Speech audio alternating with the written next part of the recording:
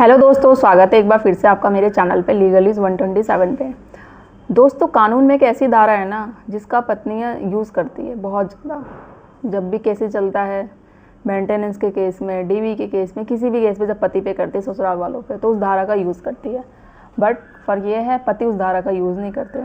अगर पति उस धारा का यूज़ कर लेना तो आप 100% श्योर पत्नी तो जेल जाएगी जाएगी और आपको मेंटेनेंस देने की भी ज़रूरत नहीं पड़ेगी। बट होता क्या है, पति ने तो एक माइंड सेट कर लिया अपना कि नहीं, कुछ भी कर ले, अदालत कोर्ट पति की तो सुनता ही नहीं है भाई। हम क्योंकि उसे नॉलेज नहीं है, जानकारी नहीं है पूरी तरीके से। जैसे अदालत, जैसे कोर्ट बोलता रहता है उस हिसाब से चलते रहो। तो ऐसा नहीं है बिल्कुल। आपको नॉलेज लेनी है, अवेयर रहना है, और आपको अदालत कोर्ट के हिसाब से नहीं, आपको चलाना है अदालत अपने हिसाब से। और वो कैसे होगा, जब तक आपको पूरी नॉलेज होगी।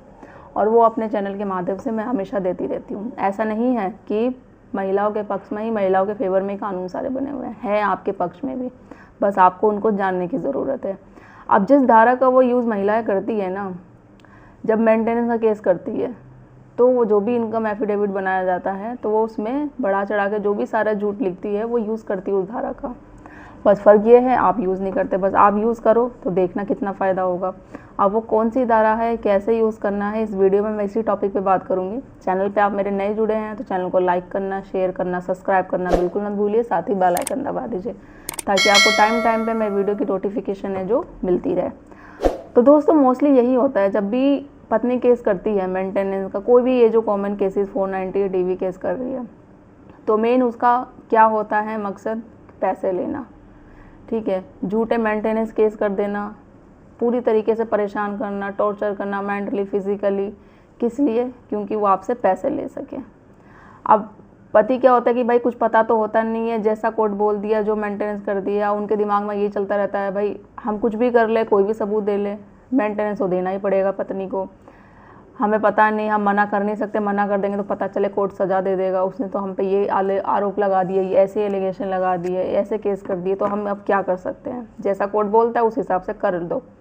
या फिर होता है कि भाई इस प्रॉब्लम से दूर निकलने के लिए चाहे जितना भी हमें अमाउंट देना पड़े, मेंटेनेंस वाइफ मांग रही है, जैसा भी मांग रही है, दे के ख़त्म करो, बस मुझे इस प्रॉब्लम से बाहर निकलना है। तो ये सोच होती है। अब एक बार आपने दे दिया ना पेमेंट, तो क्या गारंटी आपको नहीं देनी पड़ेगी ज़िंदगी भर। एक इंट्री मेंटेनेंस बांध दो, या फिर आप डिवोर्स के लिए होगा कि चलो एक परमानेंट एलिमिनी कर दो। आप दे देंगे, आपके पास पेमेंट है, मानती हूँ कुछ हस्बैंडों के पास चलो होता है, वो उस निकलने के लिए दे देते हैं। बट उनका क्या, जिनके पास कोई पेमेंट नहीं है, वो तो बेरोज़गार है। कुछ लोग तो बेरोज़गार भी होते हैं, और चलो कुछ लोग काम करते हैं बट इतनी इनकम नहीं होती। और पत्नियाँ क्या करती है, उस धारा का यूज़ करके बढ़ा चढ़ा के इनकम बता देती है, झूठ से झूठ जितनी सारी चीज़ें होती है।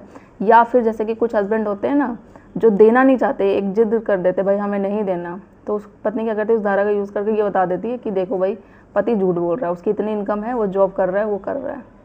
तो आप भी करो ना, जब आपको पता है कि देखो, जब इनकम एफिडेविट होता है, जब आपको पता रजनीश पे स्नेहा का आया था, उसमें सुप्रीम कोर्ट ने क्लियर किया था, जो सारी चीज़ें मेंशन हुई थी कि भाई दोनों पार्टी जब हस्बैंड वाइफ दोनों होंगे, सारी चीज़ें उसमें मेंशन होती, कहाँ जॉब करते, क्या है लाइबिलिटी, सैलरी स्लिप, क्या सैलरी ले रहे हैं हस्बैंड वाइफ दोनों, सारी चीज़ें। अब आपको ये पता है पत्नी है जो इनकम एफिडेविट में 99% चीज़ें झूठ बोलती है। वो ये लिखेगी मैं जॉब नहीं करती, या फिर ये लिख भी देगी मैं जॉब करती हूँ, तो सैलरी उसकी कम है, सैलरी तक छुपाएगी, सारी चीज़ें अलग बैंक अकाउंट देगी, सारी डिटेल्स देगी, कॉल डिटेल। तो मेन आपको उसका जो होता है बैंक अकाउंट डिटेल और इनकम टैक्स डिटेल पर, ये कैसे चीज़ें आप निकलवा सको। कौन सी ऐसी धारा का जो पत्नी यूज़ करती, जो आप भी यूज़ करोगे तो वो जेल जा सकती है और आपको मेंटेनेंस यूज़ ना करना पड़े।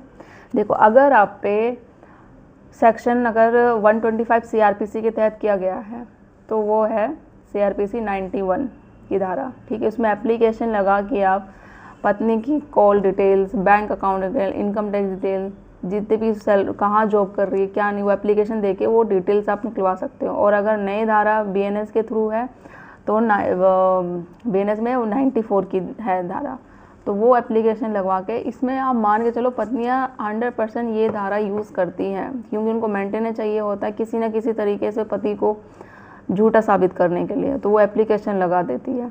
और बहुत पतियों को पता नहीं रहता है, और जिनको पता रहता है वो करना नहीं चाहते, क्योंकि बोलते हैं कुछ नहीं होता करने से, हम चाहे जितना फाइट कर ले, कुछ भी कर ले, बट हमें कुछ नहीं मिलेगा। एंड ऑफ द यही होगा कि भाई अदालत ने जो फैसला सुना दिया, जो कोर्ट ने, जज साहब ने बैठ के फैसला सुनाया है कि वाइफ के पक्ष में पैसे देने हैं, तो हमें देना ही पड़ेगा, हम चाह के भी कुछ नहीं कर सकते।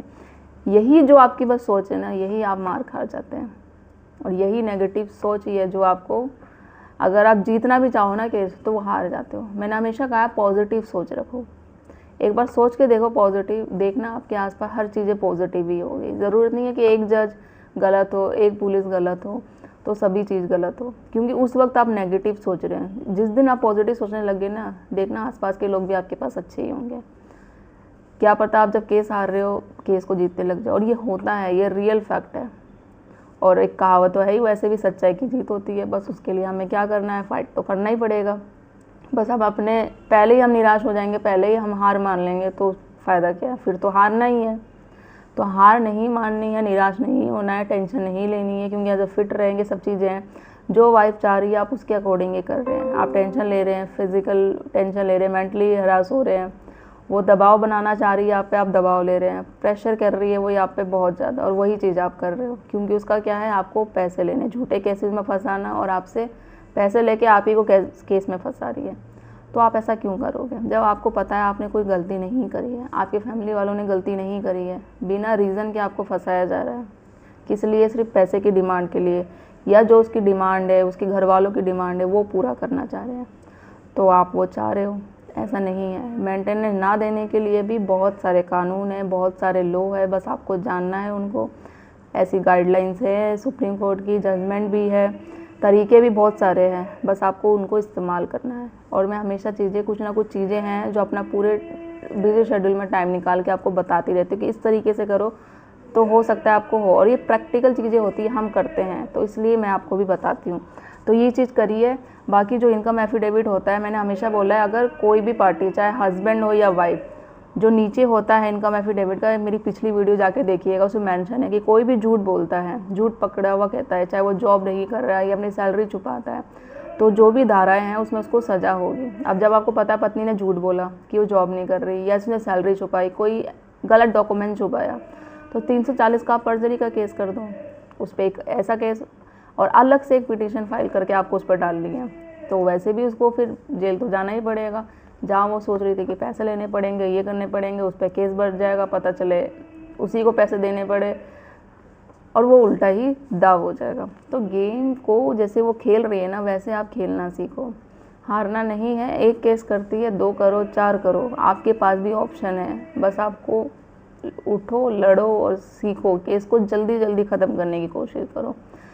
तो आशा करती हूँ आप सबको वीडियो पसंद आई होगी। और जो ये मैंने बताया, इस डिटेल के थ्रू धारा लगा के आप सारी डिटेल्स मंगवा सकते हैं कोर्ट में, एप्लीकेशन के थ्रू ये लगाइए। अपने एडवोकेट से भी डिटेल्स में पूछिए, जो आपने एडवोकेट हेल्प कर रखी है वो डिटेल्स में आपकी भी हेल्प करेंगे। और कुछ हमसे हेल्प चाहिए, मुझसे चाहिए, तो आप बात कर सकते हैं। तो मेरी वीडियो ज़्यादा से ज़्यादा लोगों तक शेयर करिए, चैनल को सब्सक्राइब करना बिल्कुल मत भूलिए। जल्दी मिलती हूँ मैं कैसे इन्फॉर्मेटिव वीडियो के साथ, तब तक के लिए थैंक यू।